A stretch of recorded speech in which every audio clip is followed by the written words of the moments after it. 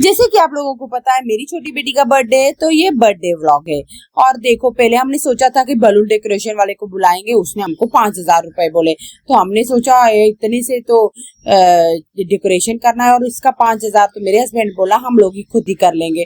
और सबसे पहले हमने अंदर का डेकोरेशन किया था, और हमें टेरेस भी सजाना था, पर टेरेस धूप के टाइम में नहीं सजाया, बिकॉज धूप थी तो बलून फूट जाते, और पानी भी नहीं आ रहा था। तो मैंने बहुत सारी पानी की बॉटल्स मंगा ली थी, थम्स अप मंगा लेते, चिप्स, टिश्यू, क्योंकि खाना तो हमें बाहर खाना था, घर पे तो सिर्फ केक ही काटना था। और सच बताऊं तो हमने उसका बर्थडे पूरे 5 साल सेलिब्रेट नहीं किया। मतलब सोचो, 2-3 साल तो कोरोना में निकल गए। उस टाइम ना बाहर जाना पॉसिबल था, ना घर किसी को बुलाना।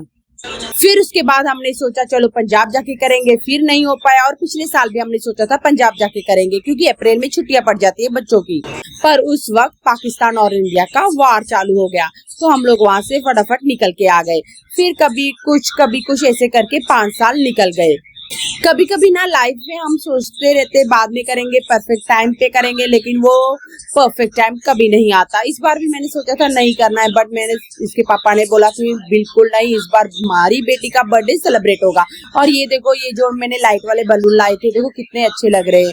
और केक भी आ चुका था, और मेरे बच्चे सारे रेडी थे।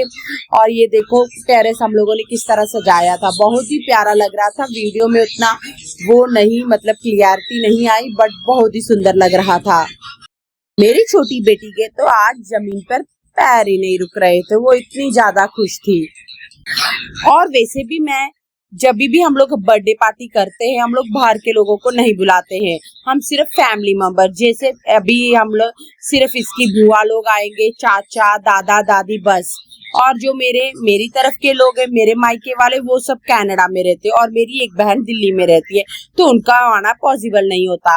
तो ये देखो, आप लोग बोलेंगे ये लड़की का बर्थडे, बट इसने रॉब्लॉक्स केक क्यों बनाया? क्योंकि ये मेरी बेटे की डिमांड थी।